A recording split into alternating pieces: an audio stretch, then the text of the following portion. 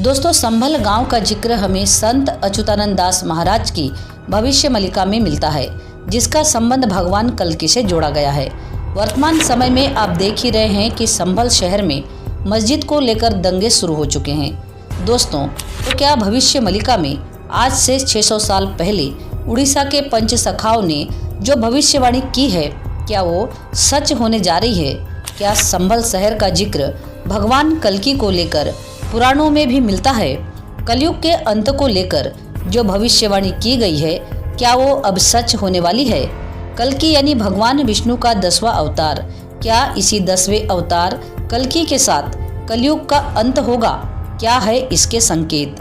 दोस्तों, इन्हीं सभी सवालों के जवाब हम सनातनी टेल्स चैनल की वीडियो में विस्तार से जानेंगे। दोस्तों, वीडियो को शुरू से अंत तक जरूर देखिएगा और आपसे छोटा सा निवेदन है कि वीडियो को लाइक करके चैनल को सब्सक्राइब करना बिल्कुल भी ना भूलें। साथ ही कमेंट में जय श्री कृष्णा और जय जगन्नाथ अवश्य लिखें। चलिए जानते हैं। दोस्तों, भगवान विष्णु का 10वां अवतार कल्की जब अपने सफ़ेद घोड़े पर सवार होकर आएंगे, तब धरती पर प्रलय होगा और महाप्रलय के बाद एक नई सृष्टि की रचना होगी। भगवान कल्की के साथ एक नए युग की शुरुआत होगी, जैसा कलयुग से पहले द्वापर युग में भगवान श्री कृष्ण रह चुके हैं। यदा यदा हि धर्मस्य ग्लानिर्भवति भारत अभ्युत्थानं धर्मस्य तदात्मानं सृजाम्यहम्। अर्थात जब जब धर्म की हानि होती है, तब तब इस धरती पर ईश्वर का अवतार होता है। दोस्तों, इस श्लोक में भगवान श्री कृष्ण अर्जुन को बताते हुए कहते हैं कि अधर्म का नाश करने के लिए मैं साक्षात इस धरती पर अवतार लेता हूँ। इस तरह 3 युगों में भगवान विष्णु के 9 अवतार हो चुके हैं। इसमें पहला अवतार है मत्स्य अवतार, दूसरा है वराह अवतार, तीसरा है कच्छप अवतार, चौथा है नरसिंह अवतार, 5वां है वामन अवतार, 6वां है परशुराम अवतार, 7वां श्री राम अवतार, 8वां है श्री कृष्ण अवतार, 9वां गौतम बुद्ध अवतार और 10वां है कल्की अवतार। भगवान विष्णु के 9 अवतारों के साथ सतयुग, त्रेता युग, द्वापर युग जैसे 3 युग और कलयुग के 5000 वर्ष बीत गए। इनके साथ जो 10वां अवतार तय है, वह कलयुग के अंतिम समय में होने वाला है। भगवान विष्णु के 10वें अवतार का नाम है कल्की अवतार। दोस्तों, इसके बारे में मान्यता है कि इस अवतार के साथ धरती से सभी बुरे कर्मों और इसमें लिप्त पापियों का नाश होगा और धरती पर नई सृष्टि का जन्म होगा। अगर पौराणिक मान्यताओं के हिसाब से देखें तो महाभारत की घटना द्वापर युग की मानी जाती है और इसके जो पुरातात्विक साक्ष्य मिलते हैं, इस लिहाज से द्वापर युग के खत्म हुए करीब 5100 वर्ष हो चुके हैं। इसके बाद कलयुग शुरू हुआ। इसके अनुसार 5121 वर्ष बीत चुका है कलयुग। दोस्तों, कलयुग खत्म होने में कितने साल है बाकी, इसका पूरा वर्णन कल्की पुराण में मिलता ही है। साथ ही देश में एक ऐसा मंदिर भी है जहां कलयुग की पूरी गति एक घोड़े के पांव से जुड़ी मानी जाती है।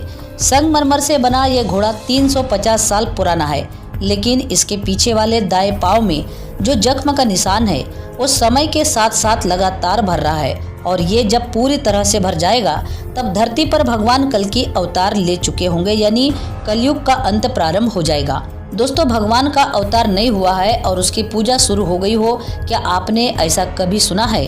कमेंट में जरूर बताना और वीडियो को लाइक करके चैनल को सब्सक्राइब अवश्य कर लेना। दोस्तों, भगवान कल्की इस बात का उदाहरण है। अवतार से पहले ही न सिर्फ उनका नाम जपा जाता है, बल्कि उनकी सवारी भी देवव्रत के रूप में पहले से तय है। दिव्य घोड़ा देवव्रत को वैसा ही बनाया गया है जैसा कल्की पुराण में इसका जिक्र मिलता है।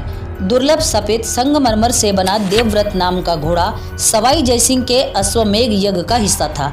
ऐसा माना जाता है कि महाभारत काल के अश्वमेघ यज्ञ के बाद महाराजा जयसिंह का अश्वमेघ धरती पर हुआ सबसे भव्य धार्मिक अनुष्ठान था और यह यज्ञ जयपुर की सुरक्षा के लिए कराया गया था।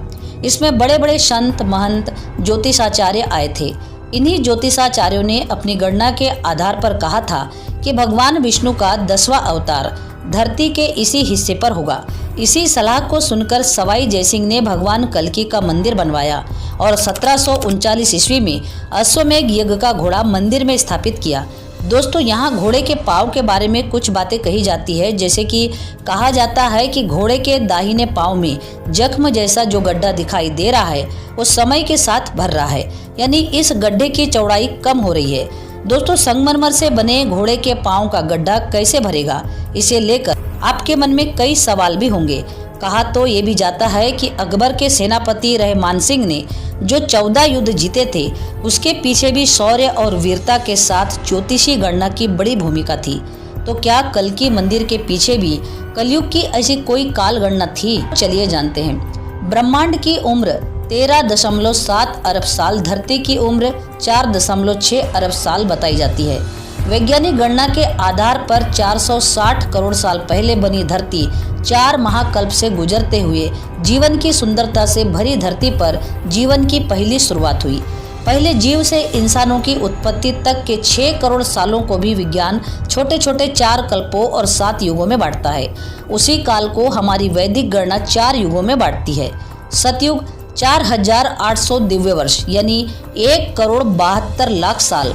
त्रेतायुग 3600 दिव्य वर्ष यानी 1,29,60,000 साल। द्वापर युग 2400 दिव्य वर्ष यानी 86,40,000 साल। कलयुग 1200 दिव्य वर्ष यानी 4,32,000 साल। दोस्तों, इस गणना को आसानी से समझने के लिए आपको दिव्य वर्ष के बारे में बता दें कि एक दिव्य वर्ष यानी देवताओं का एक साल होता है, जिसमें 3600 मानव वर्ष होते हैं। दिव्य वर्ष का इस्तेमाल युगों को नापने के लिए एक इकाई के रूप में किया जाता है। जैसे वैज्ञानिकों की गणना में कल्पों और महाकल्पों का इस्तेमाल होता है, ज्योतिषी गणना महान गणितज्ञ आर्यभट्ट की देन मानी जाती है। ये गणना इतनी सटीक है कि सूर्य से पृथ्वी, शुक्र, बुध की दूरी ठीक उतनी है जितनी 19वीं और 20वीं सदी का विज्ञान पुष्टि करता है। भारतीय वैदिक मानकों पर हुई गणना के अनुसार 3,87,00,000 साल धरती पर जीवन के पूरे हो चुके हैं। इस दौरान 3 युगों में 3 बार महाविनाश हो चुके हैं और अब चौथे महाविनाश की बारी है। चौथे युग का अंत यानी एक और प्रलय, और उसी प्रलय का प्रतीक यह कल्कि मंदिर और भगवान कल्कि महाराज का घोड़ा देवव्रत है।